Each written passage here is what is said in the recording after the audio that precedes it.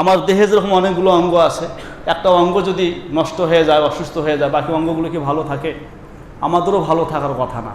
ওরা আমাদের ভাই, তারা বিপদে আছে, তাদের পাশে দাঁড়ানো এটা আমাদের নৈতিক দায়িত্ব। আমরা সব সময় তাদের জন্য দোয়া করব, যতদিন না তাদের পরিস্থিতির উন্নতি হয়। আমাদের এই দোয়া ইনশাল্লাহ কি থাকবে? বলেন, কি থাকবে?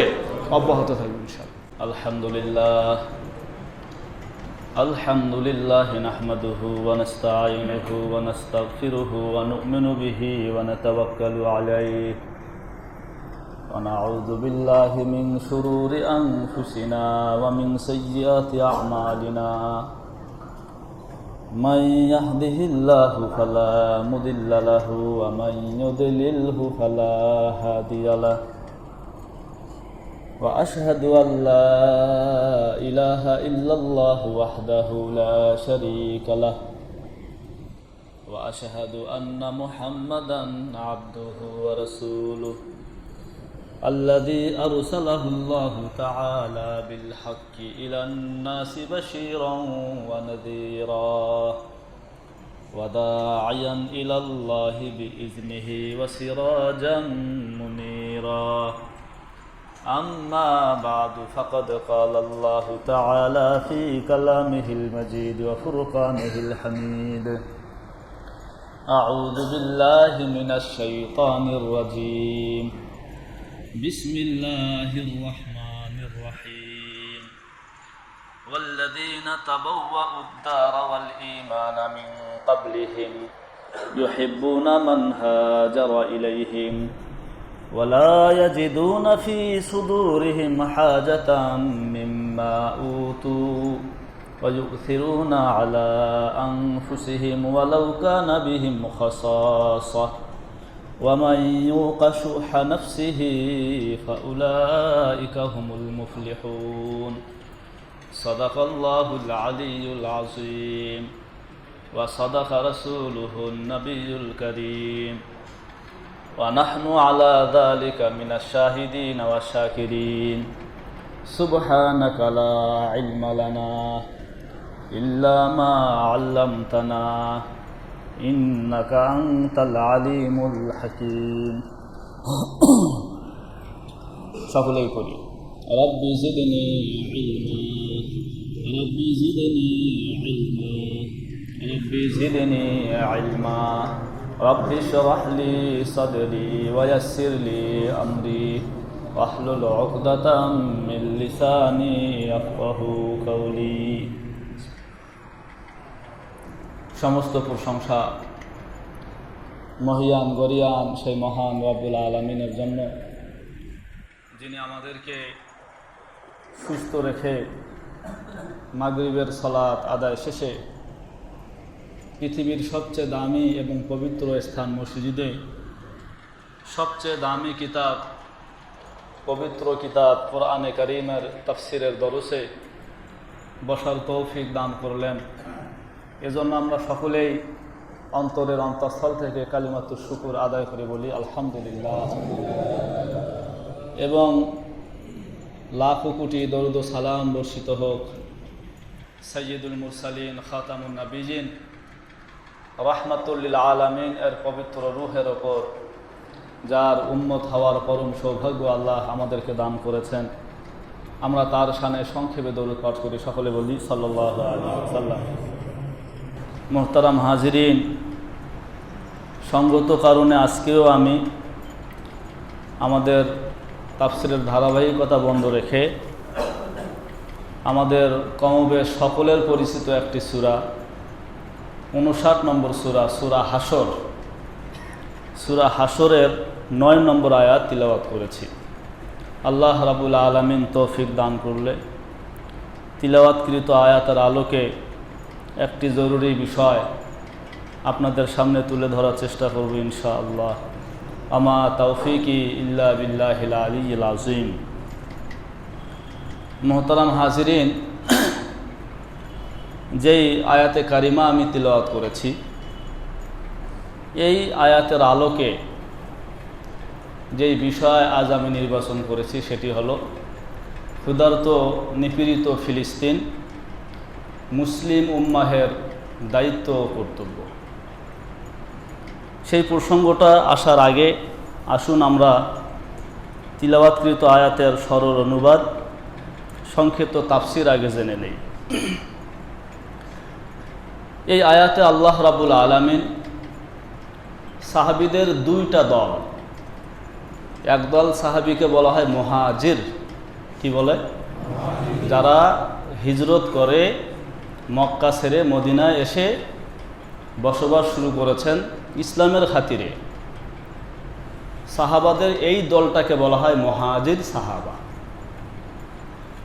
মদিনার যে সকল সাহাবীরা তাদেরকে আপন করে কাছে টেনে নিয়েছেন, সর্বস্ব দিয়ে তাদের পাশে দাঁড়িয়েছেন, সেই দলটার নাম হলো আনসার সাহাবা। কি সাহাবা? আনসার। ইসলাম প্রচার প্রসারে আনসার সাহাবাদের ভূমিকা অপরিসীম, যে কারণে সহিহ বুখারীর বর্ণনায় এসেছে, নবী পাক সাল্লাল্লাহু আলাইহি ওয়াসাল্লাম ইরশাদ করেন, হুব্বুল আনসার মিনাল ঈমান।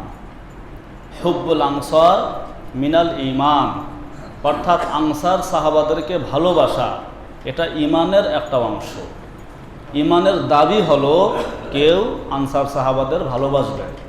সমালোচনা তো দূরের কথা, তাদের বিপরীতে অবস্থান নেওয়া তো দূরের কথা, বরং তাদেরকে ভালোবাসা, তাদেরকে অনুসরণ করা, এটা হলো ঈমানের দাবি।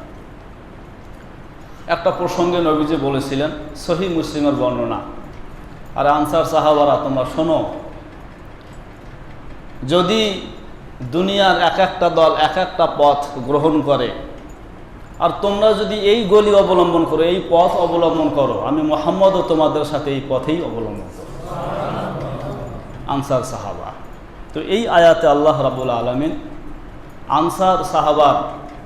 আনসার সাহাবাদের বিশেষ 4টা গুণ, বৈশিষ্ট্য তুলে ধরেছেন। বর্তমান এই ক্ষুধার্ত নিপীড়িত ফিলিস্তিনের যে অবস্থা, এই অবস্থাতে আমরা মুসলমানদের মাঝে আনসার সাহাবাদের আয়াতে বর্ণিত এই গুণাবলীগুলো আমাদের মাঝে আসা খুবই দরকার। কি গুণাবলীর কথা এখানে এসেছে খুব খেয়াল করে শুনেন, শুনলেই আপনারাও বুঝবেন। আল্লাহ তাআলা বলেন, আল্লাযীনা তাবাওয়াউদ দারা ওয়াল ঈমানা মিন ক্বাবলিহিম। ওয়াল্লাযীনা শুরুতে এসেছে ওয়াও, ওয়াও মানে এবং, আর আল্লাযীনা অর্থ হচ্ছে যারা। আল্লাযীনা অর্থ কি? যারা। ওয়াল্লাযীনা এবং যারা।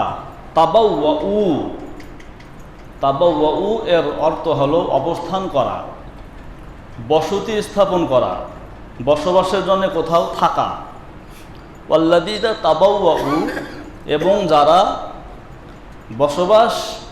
বসতি গ্রহণ করেছে, বসবাস করেছে। আর দারা ঘরে, এখানে দার দ্বারা উদ্দেশ্য হলো মদিনা। বলেন, দার দ্বারা উদ্দেশ্য কি? মদিনায়। ওয়াল্লাযীনা তাবাওয়াউদ দারা এবং যারা মদিনায় বসবাস করেছে। ওয়াল ঈমানা ঈমান এর সাথে, মিন ক্বাবলিহিম তাদের পূর্বে। মিন এটা অতিরিক্ত কোনো অর্থ দেবে না। ক্বাবলুন অর্থ পূর্বে, হিম মানে তাদের। মিন ক্বাবলিহিম তাদের পূর্বে, এবং যারা তাদের পূর্বে ঈমানের সাথে মদিনায় বসবাস করেছে। যদি আমার শুরুর কথাগুলো মনোযোগ দিয়ে শুনে থাকেন তাহলে আপনারা বুঝে ফেলেছেন সাহাবাদের 2টা দলের কথা বলেছিলাম, এখানে আনসার সাহাবাদের কথা বলা হচ্ছে। তাহলে বলেন, যারা মদিনাতে তাদের পূর্বে থাকতে শুরু করেছে। এখন বলেন তো, তাদের পূর্বে বলতে কাদের পূর্বে? মুহাজিরদের পূর্বে। কারণ মুহাজির সাহাবারা হিজরত করে এসে কেবল মদিনায় থাকতে শুরু করেছে, আর আনসার সাহাবারা আগ থেকেই মদিনায় থাকা শুরু করেছে। তার মানে আনসার সাহাবাদের একটা বিশেষ গুণ হলো এই, যেটা তারা নিজেরা অবলম্বন করে নাই, আল্লাহই তাদেরকে দিয়েছেন। সেটা হলো এই যে আল্লাহ রাব্বুল আলামিন তাদেরকে শুরু থেকেই বসবাসের জন্যে মদিনা তাদের জন্য আল্লাহ তাআলা নির্বাচন করেছে। মদিনা শহর আল্লাহর এলেমে ছিল শেষ নবী মুহাম্মদ আরবি সাল্লাল্লাহু আলাইহি সাল্লামের দারুল হিজরত হবে মদিনা, মানে যেখানে তিনি হিজরত করে এসে অবস্থান করবেন সেটা হবে কি? মদিনা। ইমাম কুরতুবী রহমতুল্লাহ আলাইহি, যিনি তাফসিরে কুরতুবী লিখেছেন, তিনি বলেন পৃথিবীর এমন কোনো অঞ্চল, শহর, বন্দর নাই যেখানে ইসলাম পৌঁছেছে বিনা বাধায় কোনো সংঘাত ছাড়া। একমাত্র শহর মদিনা তৈয়্যিবা, যেখানে ইসলাম পৌঁছেছে বিনা বাধায়, বিনা সংঘাতে। এখানে কোনো বাধা আসে নাই, কোনো সংঘাত হয় নাই। এরকমের জায়গা হচ্ছে মদিনা তৈয়্যিবা, একমাত্র শহর। মদিনা থেকে নিজেরাই তারা মক্কায় এসে নবীজির হাতে বায়াত গ্রহণ করেছেন, তারাই নবীজিকে মদিনায় আসার জন্য দাওয়াত করেছেন। যেদিন নবীজি মদিনায় এসেছেন, মদিনার অলিগলি কি আনন্দর স্রোত বয়ে গেছে, মাইলকে মাইল পথ তারা দাঁড়িয়ে, ছোট বাচ্চারা পর্যন্ত নবীজির স্বাগত জানানোর জন্য তারা অপেক্ষা করেছে। এরকমের একটা মদিনা, এরকমের একটা শহর হচ্ছে মদিনায় তৈয়্যিবা। বিনা বাধায়, বিনা সংঘাতে মদিনাতে ইসলাম পৌঁছেছে। এই মদিনাতে বসবাসের জন্য আল্লাহ রাব্বুল আলামিন আনসার সাহাবাদেরকে নিজ কুদরত দ্বারা নির্বাচন করেছেন। এটা আনসার সাহাবাদের একটা বৈশিষ্ট্য।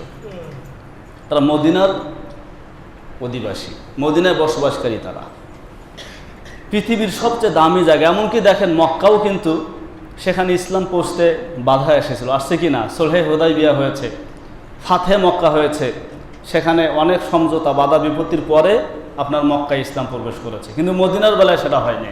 সারা পৃথিবীতে একটা জান্নাতের টুকরা যদি বলেন তাহলে সেটা হলো কি? মদিনা। রাউদাতুম মিন রিয়াজিল জান্নাহ, জান্নাতের বাগান আছে কোথায়? মদিনাতে। তাহলে আনসার সাহাবাদের প্রথম বৈশিষ্ট্য, আল্লাহ তাদেরকে মদিনায় তৈয়্যিবায় বসবাসের জন্য নির্বাচন করেছেন। এটা আল্লাহ প্রদত্ত, এখানে তাদের কোনো দখল ছিল না। সেটা আমরা অর্জন করতেও পারবো না। পরবর্তী যে তিনটা গুণ সেটা আমরা পারবো। আল্লাহ কি বলেন? ইউহিব্বুনা মান হাজারা ইলাইহিম, ইউহিব্বুনা মান হাজারা ইলাইহিম। সারা পৃথিবীর সমস্ত মানুষের রুচির থেকে, স্বভাবজাত বিষয় থেকে সম্পূর্ণ ভিন্ন একটা স্বভাব ছিল আনসারদের মধ্যে। কি সেটা? ইউহিব্বুনা, তারা ভালোবাসেন, মান, যে কেউ, হাজারা ইলাইহিম, হিজরত করে তাদের নিকট আসে। যে কেউ হিজরত করে ইসলামের জন্য যদি তাদের মদিনাতে আসে, তো তারা তাদের জন্য বুক ভরা ভালোবাসা তাদেরকে দিয়ে দেয়। কোনো বৈষম্যমূলক আচরণ তারা করে না, দেশি ভিন দেশির কোনো পার্থক্য তারা রাখে না। বরং ইসলামের জন্য হিজরত করে যারাই আসে তারা তাদেরকে ভালোবাসতে শুরু করে। কত বেশি ভালোবাসা, কত বেশি ভালোবাসা! এগুলো শুধু শোনা যাবে, এগুলো আমাদের আমলে আসা দুরূহ ব্যাপার, দুঃস্বপ্নের ব্যাপার। দুইটা ঘর আছে থাকার, তো একটা ঘর তাদেরকে ছেড়ে দিয়েছে থাকার জন্য। আবাদের জন্য দুইটা জমিন আছে, দুইটা বাগান আছে, একটা বাগান ছেড়ে দিয়েছে।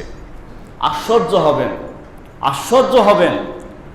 স্ত্রী দুইজন আছে। কয়জন? দুইজন স্ত্রী আছে।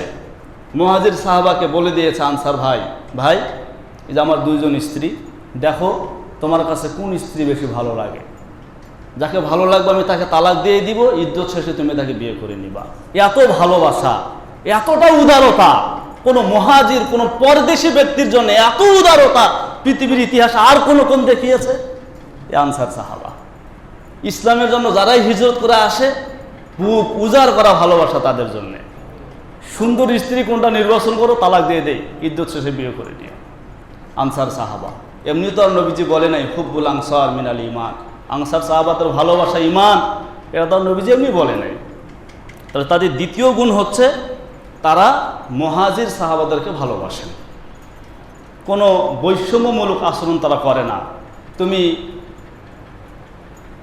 উড়ে এসে জুড়ে বসালো, তুমি বেশি কথা বলবা না, তুমি আমাদের তাবে হয়ে থাকবা, এই ধরনের বৈষম্যতা তাদের মধ্যে ছিল না। ভাই ভাই হয়ে যেত। এরপরে ওয়ালা ইয়াজিদুনা ফি সুদুরিহিম হাজাতাম মিম্মা উতু, এই অংশের অনুবাদ শোনার আগে একটা ঘটনা শোনেন। মদিনায় বিভিন্ন জায়গায় ইহুদিরা ছিল। কারা? অভিশপ্ত ইহুদি তারা ছিল। যেমন খায়বারে ইহুদিরা ছিল, কাইনুকাতে ইহুদিরা ছিল। ঠিক এমনিভাবে ইহুদিদের আর একটা গোত্রের নাম হলো বনু নোজায়ের। নামটা মনে রাখবেন, বনু নোজায়ের। তাদের সাথে যুদ্ধ হলো, তাদের সমস্ত সম্পদ নবীজির হস্তগত হলো।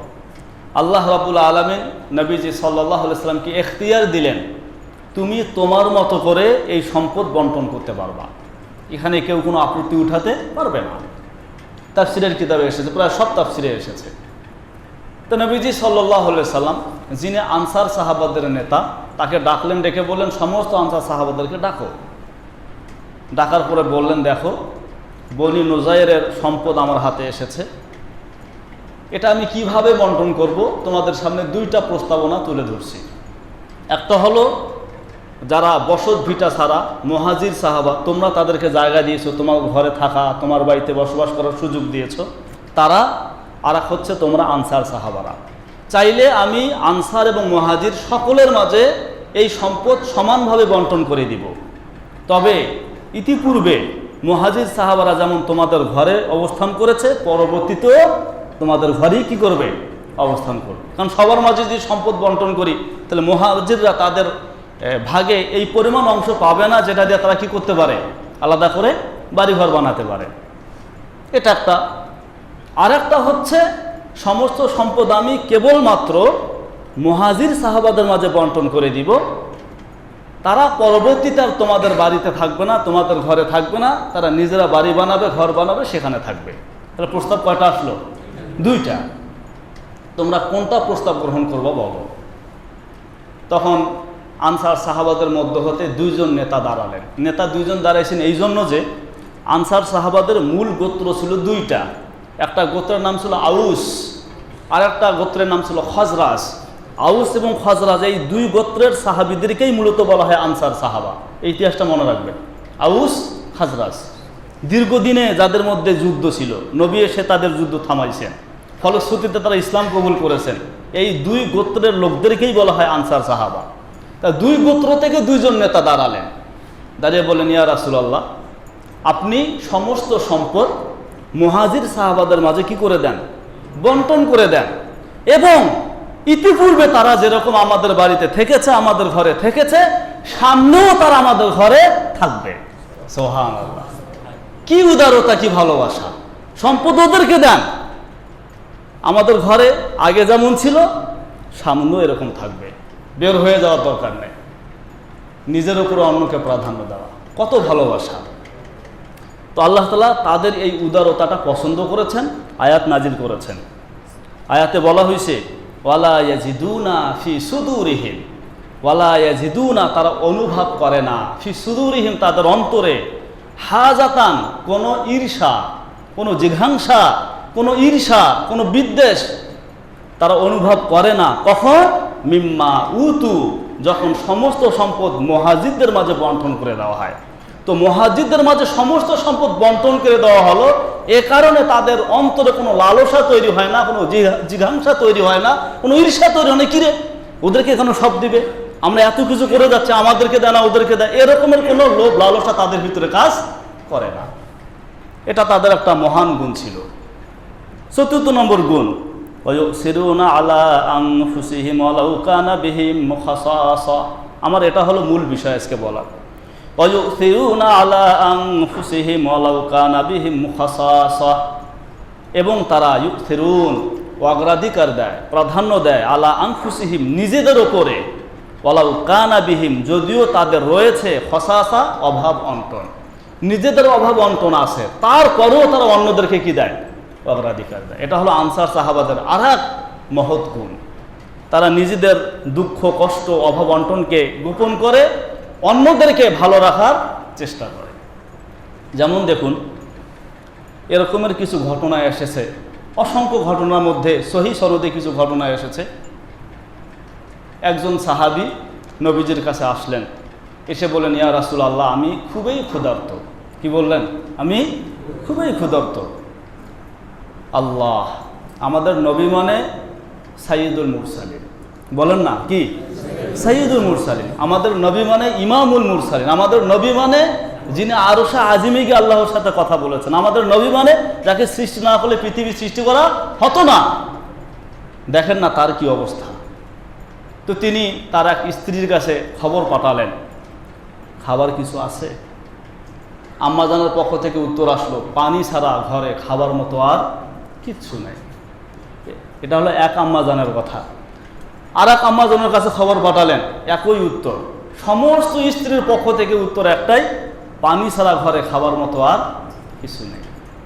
সম্পদ তো মানদণ্ড না, হইলে নবীজি সবচেয়ে বেশি সম্পদের মালিক হতেন, সবচেয়ে বেশি তিনি শানসজ্জায় থাকতেন। এবার নবীজি অগত্যা সাহাবাদের মাঝে বললেন, তোমাদের এমন কে আসো যে এই ক্ষুধার্ত ব্যক্তিকে একটু খাওয়াবে? একজন সাহাবী দাঁড়ালেন, বললেন আমি আসি। তাকে ঘরে নিয়ে গেলেন, ঘরে নিয়ে গিয়ে স্ত্রীকে বললেন কোনো খাবার আছে? যেই পরিমাণ খাবার আছে কোনো মতো বাচ্চারা খাইতে পারবে, আপনি আমি খাইতে পারবো, আর বাড়তি কোনো খাবার নাই। তখন ওই সাহাবী বললেন, তুমি কৌশলে কোনোভাবে বাচ্চাদেরকে ঘুম পাড়িয়ে দাও, খানা প্রস্তুত করো। তখন তো আর এরকমের বাতি জ্বলতো না, ল্যাম্পও জ্বলতো। তুমি যখন খাবার শুরু হবে ওটাকে ঠিক করার কৌশল অবলম্বন করে ভান করে তুমি বাতিটা বন্ধ করে ফেলবা, আলো বন্ধ করে ফেলবা, অন্ধকার হবে। আমরাও প্লেটে হাত দিব, মুখ নড়াচড়া করব, মেহমানও হাত দিবে, মুখ নড়াচড়া করবে। মেহমানরা বুঝলে আমরা খাচ্ছি, কিন্তু তুমি আমি খাবো না, মেহমান খাবে। সুবহানাল্লাহ হয় না? তুমি আর আমি খাবো না, খাবে কে? মেহমান। ওইভাবে তারা কি করলেন, বাচ্চাদেরকে ঘুম পাড়িয়ে দিলেন, নিজেরা ক্ষুধার্ত থাকলেন, মেহমানকে খাওয়ালেন। ইউসির তারা অন্যদেরকে সবসময় অগ্রাধিকার দিতেন। তাদের এই কাজটা আরশের মালিক আল্লাহর কাছে কি গোপন আছে? আল্লাহু আকবার, তিনি জেনে ফেলেছেন। সকাল হওয়ার আগেই আয়াত নাজিল হয়ে গেছে। যখন ওই সাহাবী নবীজির দরবারে গেলেন, নবীজি বলেন, হে আমার সাহাবী, তুমি মেহমানের সাথে কি করছো? আরশের মালিক সেটা জেনেছেন আর আয়াত নাজিল করেছেন। নিজেরা অন্যদেরকে প্রাধান্য দিতেন। এটা হলো আনসার সাহাবাদের বৈশিষ্ট্য। আর এক সাহাবী, ঘটনা এসেছে কুরতুবিতে, তাফসিরের সব কিতাবে প্রায়, একটা ছাগলের মাথা হাদিয়া আসছে। উনি ওই হাদিয়া পাওয়ার পরে চিন্তা করলেন, আমার পাশের বাড়ির লোক সন্তান সন্ততি বেশি, তার প্রয়োজনটা বেশি, আমি সেখানে পাঠাই। তিনি আবার তার পাশের বাড়ির লোককে পাঠাইছেন, তিনি আবার তার পাশের বাড়ির লোককে পাঠাইছেন। প্রত্যেকে অন্যের চিন্তা করছেন। কোথায় আমরা? চিন্তা করেন, আমরা আমাদের চারিত্রিক, আমাদের অবক্ষয়, কত অধপতন, তাদের চিন্তা চেতনা, পরোপকারের কি চিন্তা তাদের মাথার, আমাদের কি অবস্থা। আমরা চাইলে বরং আরো কেমন করে পাঠাইছেন। হাদিসের কিতাবে এসেছে, সহিহ হাদিস, 7টা ঘর হয়ে এই মাথা আবার প্রথম জনের বাড়িতে এসেছে। কি ছিল তাদের অবস্থা? আমাদের আশা সিদ্দিকা রাদিয়াল্লাহু তাআলা আনহা রোজা আছেন, একটা মাত্র রুটি বাসায়, একটা রুটি। এক ব্যক্তি আসছেন, খাবার চাইছেন। আমাদের আশা সিদ্দিকা খাদেমাকে বলে, কি খাবার আছে দাও? কয় একটা রুটি আছে, যেটা আপনার ইফতারির জন্য, আর কোনো খাবার নেই। কয় দিয়ে দাও। রুটি দিয়ে দিছে। সন্ধ্যা হওয়ার আগেই ভুনা বকরি, ময়দা আটা সহ হাদিয়া চলে এসেছে। এবার আমাদের আশা সিদ্দিকা খাদেমাকে কয়, রুটির পরিবর্তে এবার ভুনা বকরির গোশত খাও। দিছো মন্দটা, পাইছো কি ভালোটা? ভুনা গোশত। ইয়ার মুখের যুদ্ধের ঘটনা তো সবার জানা, মৃত্যুর শয্যা শায়িত, পানি নিয়ে গেছে, মুখে দিবে, আর এক ভাই পানি পানি বলে চিৎকার, কয় ওখানে পানি খাও। ওখানে গেছে, আর একজন চিৎকার, কয় ওখানে খাও। পরিশেষে দেখা গেল 3 জনেই পিপাসা নিয়ে কি করলেন, শাহাদতের সেই মধুর পেয়ালা পান করলেন। কেউ আর পানি গ্রহণ করলেন না, আর একজনের চিন্তা করে। এটা হলো সাহাবাদের ইসার, অন্যকে অগ্রাধিকার দেওয়া, অন্যকে প্রাধান্য দেওয়া। অসংখ্য ঘটনার মধ্যে হতে কিছু ঘটনা আমাদের মধ্যে তো এগুলোর ছিটে ফোটাও নাই। আমরা অন্যদেরকে ভালো রাখার চেষ্টা করি না, আমরা আমাদের কথা দিয়া, আচরণে বিভিন্নভাবে মানুষকে কষ্ট দেওয়ার চেষ্টা করি। অথচ হাদিসে আসছে, এক ব্যক্তির সালাত, সিয়াম, দান খয়রাত ইত্যাদি সম্পর্কে নবীজির সামনে আলোচনা করা হলো। হে আল্লাহর রাসূল, আপনার অমুক সাহাবী, অমুক লোক সেই পরিমাণ সালাত আদায় করে, এই পরিমাণ রোজা রাখে, দান খয়রাত করে, তার আমল অনেক, একটা দোষ আছে, ওহুয়া ইউজি বিলিসানিহি, সে তার জবান দিয়া, কথা দিয়া মানুষকে কষ্ট দেয়, কর্কশ কথা বলে, মানুষকে হেনস্থা করে, এরকম কথা দিয়ে মানুষকে কষ্ট দেয়। নবীজি বললেন, হুয়া ফিন্নার। কি বললেন? হুয়া ফিন জাহান্নামী। কি আজীব কথা, জাহান্নামী। তাহলে মানুষকে ভালো রাখার চিন্তা আমাদের মাথায় কিন্তু নাই। আনসার সাহাবাদের মধ্যে এটা ছিল, তারা সব সময় অন্যকে ভালো রাখার চেষ্টা করতেন। এরপর আল্লাহ তাআলা বলেন, ওয়া মান ইউকা শুহা নাফসিহি ফাউলাইকা হুমুল মুফলিহুন। কৃপণতা মারাত্মক একটা ব্যাধি ইমানের জন্যে, এটা ক্যান্সারের মতো।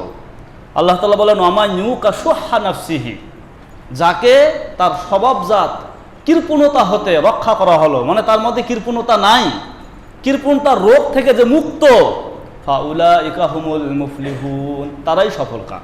তাহলে সফলতার পথ হলো কৃপণতা থেকে বের হয়ে আসা।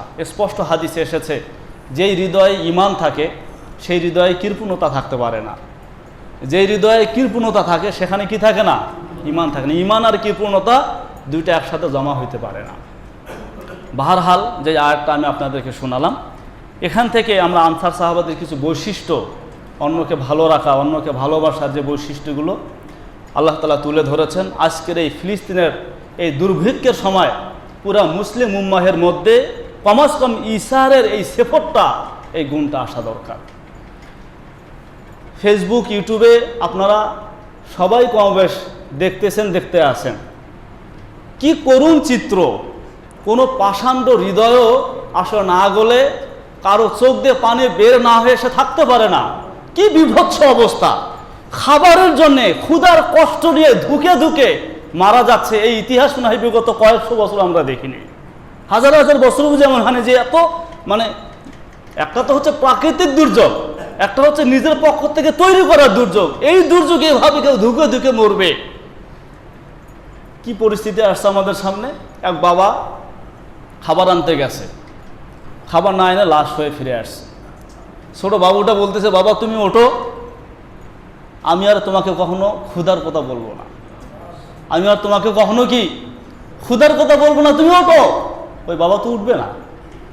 এক মহিলা বালু চালনিতে নিয়ে এরকম করে চালাচ্ছে, যদি সেখানে এক টুকরো রুটি বের হয়। মাটিতে ময়দা পড়ে আছে, সেখান থেকে এভাবে নিচ্ছে আর আঙুল দিয়ে সেগুলো চুষে খাচ্ছে। কি করুণ পরিস্থিতি। আমাদের মাদ্রাসায় গত রবিবার একজন গাজার অধিবাসী আলেম এসেছিলেন। ওই যে শেফা আর নাসের সবচেয়ে বড় হাসপাতাল, যেটার উপর হামলা করেছিল তারা, এর পাশেই ওনার বাড়ি। ওনার বাবা মা শিক্ষিত মানুষ, স্পেনে থাকেন, যেই সুবাদে উনি সহজে বের হইতে পারছেন। উনি ওনার চোখের সামনে 3 মাসের চিত্র দেখেছেন। ওনার নাম হচ্ছে বারা আল গামরি, তিনি একজন আলেম। তো উনি বললেন, বিদ্যুৎ তো নাই, বাড়িঘর সব তো মেসাকার, ওই ধ্বংসাবশেষ ওই বাড়ির কোনায় কানায় তারা অবস্থান করে আছে। কারেন্ট নাই, খাবারের ব্যবস্থা নাই। 8 ঘন্টা, 7 থেকে 8 ঘন্টা সময় লাইনে দাঁড়িয়ে থাকতে হয় একটু খাবারের জন্য। অনেক সময় এমন হয়ে যায় 8 ঘন্টা 7 ঘন্টা শেষ, আর ঘোষণা আসলো খাবারও শেষ। কি পরিস্থিতি! পানির জন্য 3 ঘন্টা লাইন ধরতে হয়।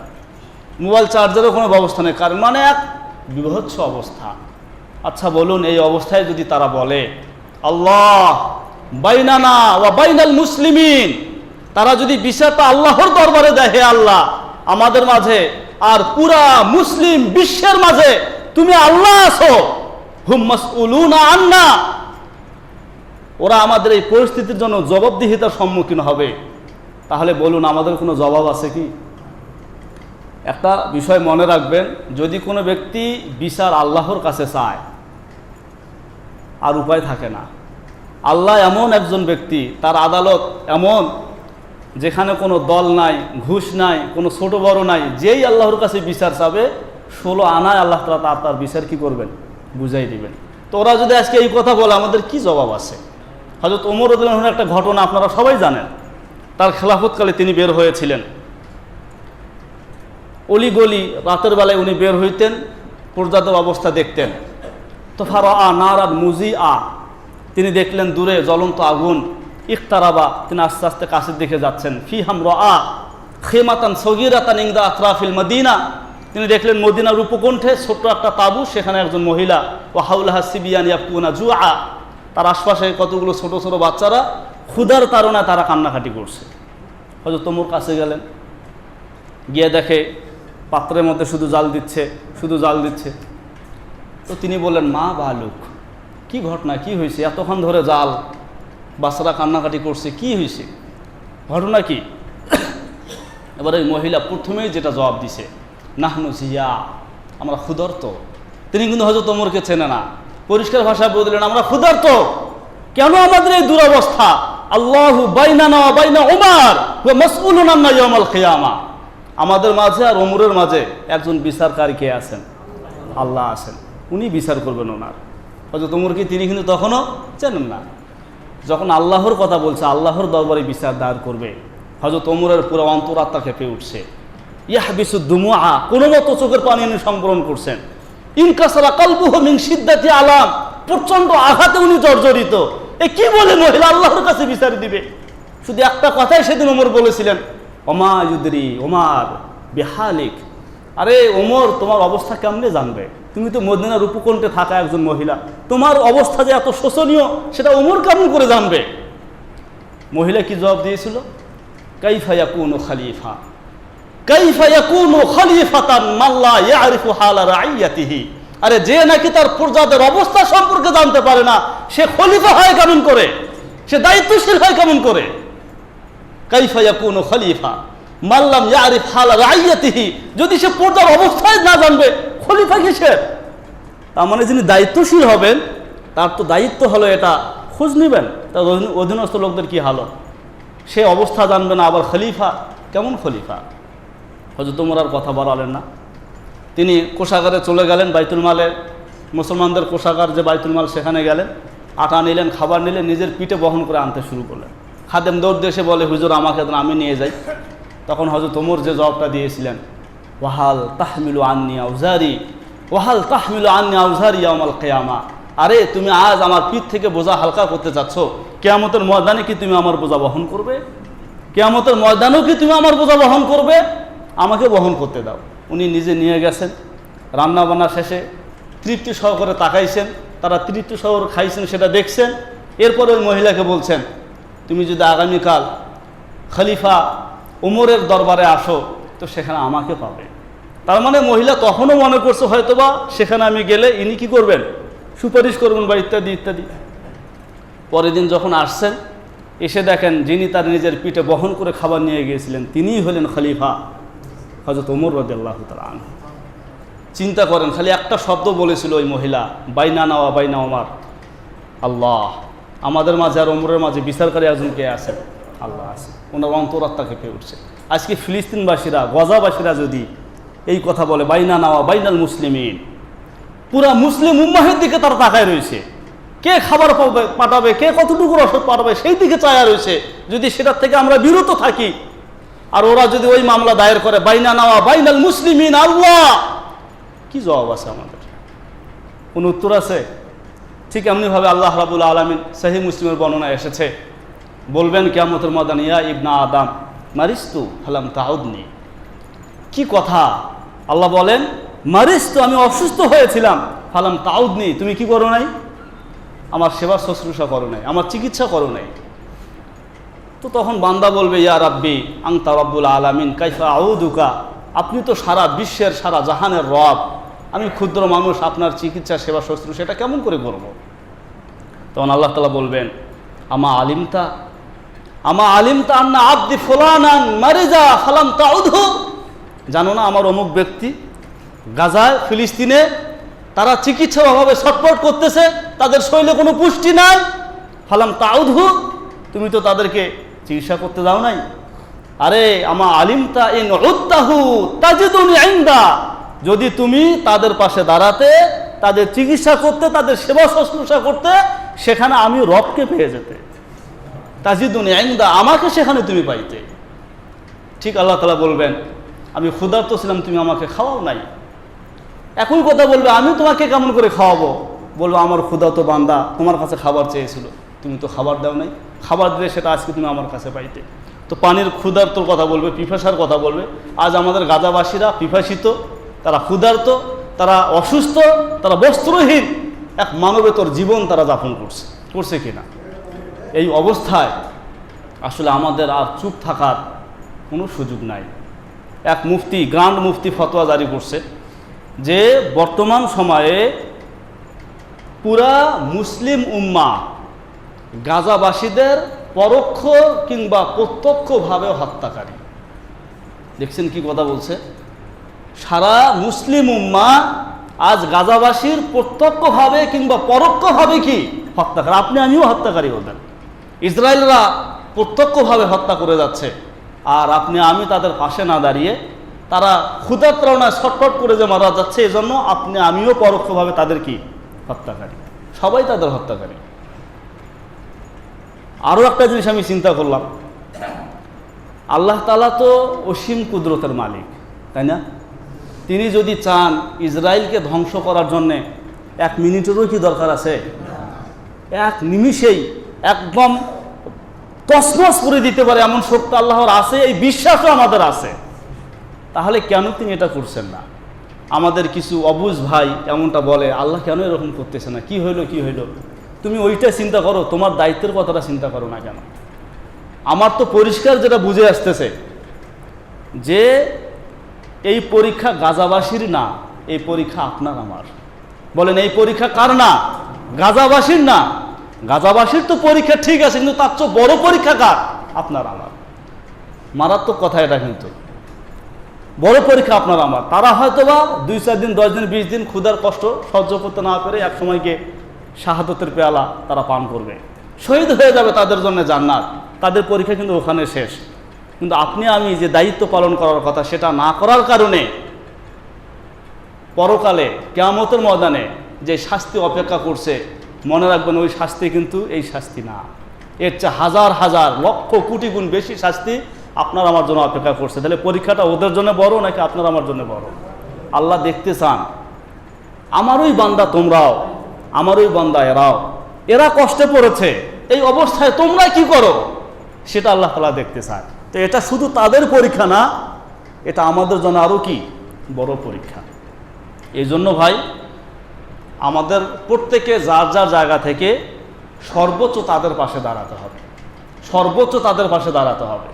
বাংলাদেশে বিভিন্ন সংস্থা আছে, হাফিজি চ্যারিটেবল আছে, আর সুন্নাহ ফাউন্ডেশন আছে, এরা পাঠানোর ব্যবস্থা করে। তো আমাদের ওই দিন ওই আলেম এসেছিলেন, একটা হলো আল মেরকাত একাডেমি সংস্থা, এটার মাধ্যমেও তাদের কাছে খাবার রসদপত্র পাঠানো সম্ভব। তিনি আমাদের কাছে আহ্বানও করেছেন। আমাদের মাদ্রাসায় প্রতিটা তালেবে ইলমের জন্য ছাত্রের জন্য 100 টাকা করে বরাদ্দ করা হয়েছে। 4000 ছাত্র আছে, ওস্তাদের জন্য 1000 টাকা করে। এবং যে সকল আসাতিজা একরাম বিভিন্ন এলাকায় খেতাবতির দায়িত্ব পালন করছেন, তাদেরকেও বলা হয়েছে যেন তারা নিজ নিজ মসজিদে মানুষকে উদ্বুদ্ধ করেন, তারা যেন ওদের পাশে দাঁড়ান। তো সেই জায়গা থেকে আমি আপনাদেরকে বলছি, অবশ্যই আমাদেরকে এই ক্ষেত্রে সর্বোচ্চ উদারতা, ওই আনসার সাহাবাদের যে গুণাবলী সেটা আমাদের মধ্যে দেখানো। অবস্থা তো এমন হওয়ার কথা ছিল যে একটা রুটি আমার খাবারে আছে, অর্ধেকটা আমি খাবো, অর্ধেকটা তাদেরকে দিব। আরে ভাই, আজকে যদি আমরা তাদেরকে সাহায্য করি, এই সাহায্যের জন্য আমাদেরকে বাতি নিবানোর দরকার হবে না? হবে কি? আমাকে না খেয়ে তাদেরকে দেওয়ার দরকার হবে না। আমার কাছে অতিরিক্ত যেটা আছে সেটাও যদি সেখান থেকে পরিমাণ মতো একটা দেই, তাও তাদের জন্য আনা। এই কাজটাও যদি আমরা না করি, আজকে আমার সামনে আমার বাচ্চাটা যদি এরকম কঙ্কালসার দেহ পড়ে থাকতো, কি অবস্থা হইতো চিন্তা করেন। ওই আলেম সেদিন বলেছিলেন যে এখন তাদের জন্যে মরণ ভালো বেঁচে থাকাচ্ছে, তারা প্রতিটা মুহূর্ত মরে যাচ্ছে, প্রতিটা মুহূর্ত তারা মরে যাচ্ছে। বাবা মার সামনে এরকম বাচ্চা সন্তানরা যখন আসে, ওদের হৃদয়ে কি পরিমাণ রক্তক্ষরণ হচ্ছে চিন্তা করেন। কি মানে এক কঠিন পরিস্থিতির ভিত্তি দিয়ে তারা সময় পার করছে। এজন্য আমি আপনাদের কাছে উদাত্ত আহ্বান জানাচ্ছি, যার যার জায়গা থেকে সর্বোচ্চ সেখানে আপনারা সহযোগিতা করেন। আমাদের মাদ্রাসা কর্তৃপক্ষ তারা একটা উদ্যোগ নিয়েছে, সবটা একসাথে করে তারা ওই আল মেরকাত একাডেমির মাধ্যমে সেখানে পাঠানোর ব্যবস্থা করবে। এরকম উদ্যোগ গ্রহণ করা এটা কিন্তু নবীজির সুন্নাহ। একটা শুধু হাদিস বলেই শেষ করে দিচ্ছে আজকের আলোচনা। সহিহ মুসলিম শরীফে এসেছে, মুজার গোত্রের কিছু লোক একবার নবীজির কাছে আসলেন। ওদের পায়ে জুতা ছিল না, গায়ে পোশাক ছিল না, ক্ষুধার্ত, চেহারা মলিন। এটা দেখে নবীজির হৃদয়ে রক্তক্ষরণ শুরু হলো, চেহারাটা মলিন হয়ে গেল। উনি ঘরে ঢোকে আবার বের হয়। বিলালকে বললেন আজান দাও। আজান দেওয়া হলো। এরপরে তিনি শুধু 2টা আয়াত সেদিন সাহাবাদেরকে শুনাইছিলেন। একটা আয়াত হচ্ছে ইয়া আইয়ুহান নাস ইত্তাকু রাব্বাকুমুল্লাযী খালাকাকুম মিন নাফসিন ওয়াহিদা, হে লোক সকল তোমরা তোমাদের রবকে ভয় করো, যিনি তোমাদেরকে একজন থেকে সৃষ্টি করেছেন। তো যদি একজন থেকে আমাদেরকে সৃষ্টি করেন, তাহলে একজন থেকে আমরা সৃষ্টি, আমরা পরস্পর তো ভাই হয়ে গেলাম। তো আমার ভাই ক্ষুধার্ত, অসুস্থ, অভাবে আছে, সেখানে আমি ভালো থাকি কেমন করে? সম্ভব? নবীজি এটাই বুঝাইতেছেন আয়াত দিয়ে। আর একটা আয়াত শুনাইছিলেন, ইয়া আইয়ুহান নাসু তাকু রাব্বাকুম ওয়াল তানজুর নাফসুম মা কদ্দামাত লিগাদ, তুমি পরকালের জন্য কি জমা করছো একটু চিন্তা করে দেখো। বাস এরপরে সাহাবারা দিনার, দিরহাম, আটা, খেজুর। লাস্টে নবীজি বললেন যদি কারো কাছে একটা খেজুরও থাকে সেটাও দাও। বিশাল খাদ্যের স্তূপ হলো, কাপড়ের স্তূপ হলো। এবার নবীজির চেহারায় আনন্দের এক হাসি দেখা গেল, চাঁদের মতো নবীজির চেহারাটা জ্বলে উঠল এবং তিনি বলে দিলেন মান সান্না সুন্নাতান হাসানাতান ফিল ইসলাম ফালাহু আজরুহা ওয়া আজরু মান আমিলা বিহা। ইসলামের মধ্যে যারা ভালো কোনো কিছু চালু করবে, তো যারা চালু করছে তারা তো সওয়াব পাবে, যতদিন এই ধারা অব্যাহত থাকবে, যতজন এই কাজ করে যাবে ততজনের ছাপ তাদের আমলনামায় কি হতে থাকবে, যুক্ত হতে থাকবে। তাহলে এই যে দান দক্ষিণা করা, উদ্যোগ নিয়ে ভালো কিছু একটা করা, এই পথ বের করা, এটাও ইসলামের ভিতরে ভালো কিছু চালু করার নামান্তর। এজন্য আমরা আমাদের জায়গা থেকে সর্বোচ্চ সহযোগিতার চেষ্টা করব। আজকে যাদের সম্ভব সহযোগিতা করবেন, আগামী তাফসিরে ইনশাআল্লাহ আপনারা নিয়ে আসবেন। আমাকেই দিতে হবে সেটাও জরুরি না, যে কোনোভাবে আপনার সাহায্য আপনি পৌঁছান। মূল কথা হচ্ছে যে কোনোভাবে আপনি আপনার সাহায্য পৌঁছান। তবে যেহেতু আমাদের মাদ্রাসা থেকে এটা একটা দায়িত্ব নিছে, তাহলে খুব সহজে সুন্দরভাবে আশা করা যায় খাবারটা আদাতার কাছে পৌঁছবে। আমরা আমাদের আবেগের জায়গা থেকে কাজটা করব। আমরা আশা করব আল্লাহ তাআলা আমার খাবারটা কোনো একজন ফিলিস্তিনের মুখে পৌঁছাই দিবে। ওই যে দেখেন না, লিবিয়া এবং সিরিয়ার লোকেরা বোতলে খাবার ঢুকে তারা কি করছে, সাগরে ছেড়ে দিয়েছে। কি আশা বুকে তাদের, তারা কোন আশায় ছেড়ে দিয়েছে? হয়তোবা সাগরের ঢেউয়ে এই বোতল ওই পারে পর্যন্ত যাবে, কোনো একজন ফিলিস্তিনের খাবারের কি হবে, ব্যবস্থা হবে। সাগরের উপরে তারা ছেড়ে দিয়েছে, সাগরের উপরে আস্থা রেখেছে। তো সেই হিসাবে আমরা সহযোগিতা করব এবং মনের ভিতরে আমাদের আবেগ থাকবে, ভালোবাসা থাকবে যে আল্লাহ আমার এই সহযোগিতা, এই দানটা, এটা অবশ্যই কোনো একজন ফিলিস্তিনের কাছে পৌঁছে দিবেন। তারা খেয়ে পরে পরে আপনার একটা বাঁচার উপায় তারা খুঁজে পাবেন। আল্লাহ তাআলা আমাদের সকলকে সর্বোচ্চভাবে তাদের পাশে দাঁড়ানোর তৌফিক দান করেন। ওয়া আখিরু দাওয়ানা আলহামদুলিল্লাহি রাব্বিল আলামিন।